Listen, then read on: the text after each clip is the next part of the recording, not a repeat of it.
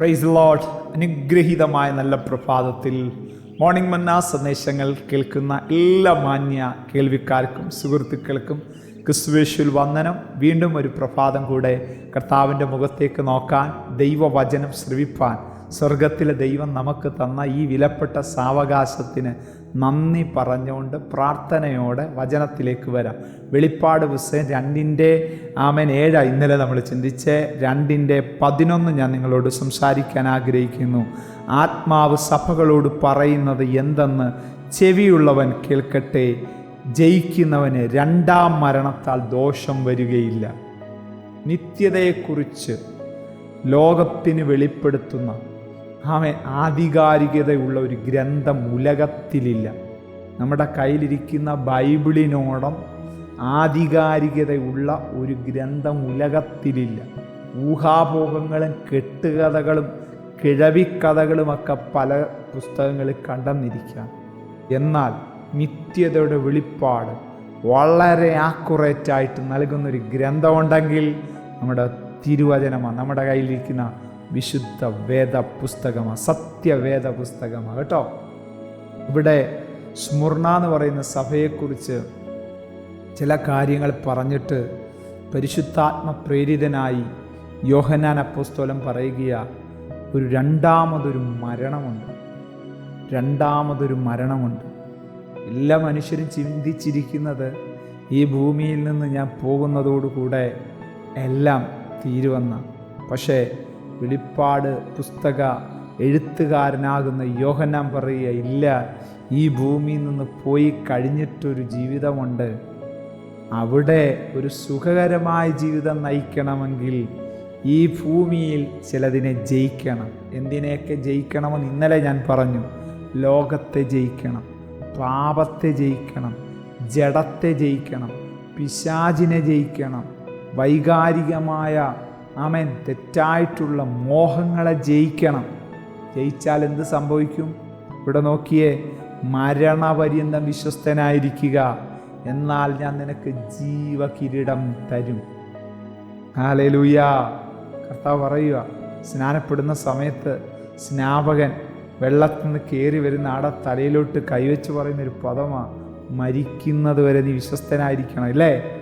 ജീവൻ്റെ കിരീടം നിനക്ക് കിട്ടുമെന്നല്ലേ? പക്ഷെ പലപ്പോഴും വിശ്വസ്തരാകാൻ കഴിഞ്ഞിട്ടില്ല. ആമേൻ. പൗലോസ് പറയുന്നൊരു പദം ഇങ്ങനെയാ, ദേമാസ് ഈ ലോകത്തെ സ്നേഹിച്ച് എന്നെ വിട്ടുപോയി. ഹല്ലേലൂയ. ആമേൻ. ഹുമനിയോസും അലക്സാണ്ടറും അവർ വിശ്വസ്തരാകാൻ കഴിഞ്ഞില്ല. പ്രിയ ദൈവമക്കളെ, വീണവരെ നമ്മൾ നോക്കിയാൽ നമ്മളും വീഴാൻ സാധ്യതയുണ്ട്.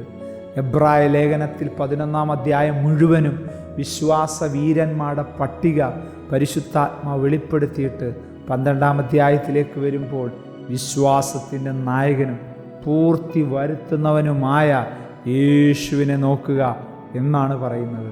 എന്താ പറയാൻ ഇത്രയും വിശ്വാസ വീരന്മാരുടെ സാക്ഷികളുടെ സമൂഹത്തെക്കുറിച്ച് പറഞ്ഞിട്ട് എന്താ അവരെ നോക്കാൻ പറയാൻ? അവരിലെല്ലാവരിലും കുറവുകൾ കാണാം. എന്നാൽ മരണത്തെ ജയിച്ച, വിഷയത്തിലേക്ക് ഞാൻ വരുക, മരണത്തെ ജയിച്ച ഒരേ ഒരാൾ ഉലകത്തിലുള്ളൂ, അത് നമ്മുടെ കർത്താവാണ്. ജയിക്കുന്നവന് രണ്ടാം മരണത്താൽ ദോഷമില്ല. ആമേൻ, ആമേൻ. യേശുവിനായി ഹൃദയം കൊടുക്കാൻ കഴിയാതിരിക്കുന്ന ആരെങ്കിലും ഈ സന്ദേശം കേൾക്കുന്നുണ്ടോ? ഇപ്പോഴാകുന്ന സുപ്രസാദകാലം, ഇപ്പോഴാകുന്ന രക്ഷാദിവസം ഹൃദയം കർത്താവിനായിട്ട് കൊടുക്കണം കേട്ടോ. എന്ത് സംഭവിക്കും? ആമേൻ. രണ്ടാമത്തെ മരണമുണ്ട്. ആ മരണത്തിൽ നീ ലജ്ജിക്കപ്പെടത്തില്ല, നീ നാണിക്കപ്പെടാൻ ഇടയാകത്തില്ല. കാരണം ജയം സ്വർഗം നിനക്ക് നൽകി തരും. ആ കർത്തൃകരങ്ങളിൽ ഈ പ്രഭാതം ഏൽപ്പിക്കാം കേട്ടോ. തല ഉയർത്തിപ്പിടിച്ച് അഭിമാനത്തോടെ പറയാൻ നമുക്ക് കഴിയണം, ഹേ മരണമേ, നിന്റെ ജയം എവിടെ? ഹേ പാതാളമേ, നിന്റെ വിഷമുള്ള എവിടെ? കർത്താവ് മരണത്തെ ജയിച്ചത്. ആ കർത്താവിൻ്റെ മക്കളാണ് ഞാനും നിങ്ങളുമെങ്കിൽ ഒരിടത്തും പരാജയപ്പെടാൻ ഇടയാകത്തില്ലെന്ന് ആ ദൈവകരങ്ങളിൽ ഏൽപ്പിച്ചു കൊടുത്തുകൊണ്ട് ജയജീവിതം നയിപ്പാൻ കർത്താവ് നമ്മെ സഹായിക്കട്ടെ. കണ്ണടയ്ക്കാൻ പ്രാർത്ഥിക്കാം. കർത്താവേ, ഈ ദൂത് ഞങ്ങൾ ആത്മാവി സ്വീകരിക്കുന്നു, ഏറ്റെടുക്കുന്നു, നന്ദി പറയുന്നു. ഏറ്റവും വളരെ ഹൃദ്യമായ ഒരു ദൈവിക ഇടപെടിയിൽ കർത്താവ് ഞങ്ങളോട് സംസാരിച്ചല്ലോ കർത്താവെ. ഹല്ലേലൂയ. ജയിക്കുന്നവന് രണ്ടാം മരണത്താൽ ദോഷം വരത്തില്ലെന്നുള്ള സന്ദേശം വളരെ വിറയലോടുകൂടെ ഞങ്ങൾ ഏറ്റെടുക്കുന്നു, ഭയത്തോടുകൂടെ ഞങ്ങൾ ഏറ്റെടുക്കുന്നു. കാരണം ഈ ഭൂമിയിൽ നിന്ന് ഞങ്ങൾ പോകുമ്പോൾ എല്ലാം തീർന്നു എന്നാണ് എല്ലാവരും പറയുന്നത്. എന്നാൽ രണ്ടാമതൊരു മരണവും രണ്ടാമതൊരു ജീവിതവും ഉണ്ടെന്നുള്ള തിരിച്ചറിവ് സ്വർഗത്തിലെ ദൈവമേ ഇവിടെ ഞങ്ങൾക്ക് തരുന്ന കൃപകൾക്കായി സ്തോത്രം. ഈ സന്ദേശം കേൾക്കുന്ന എല്ലാവർക്കും അത് കൊടുക്കുന്നതിനായി സ്തോത്രം. യേശുവിൻ നാമത്തിൽ തന്നെ ആമേൻ. God bless you. ദൈവം നമ്മെ അനുഗ്രഹിക്കട്ടെ. Praise the Lord.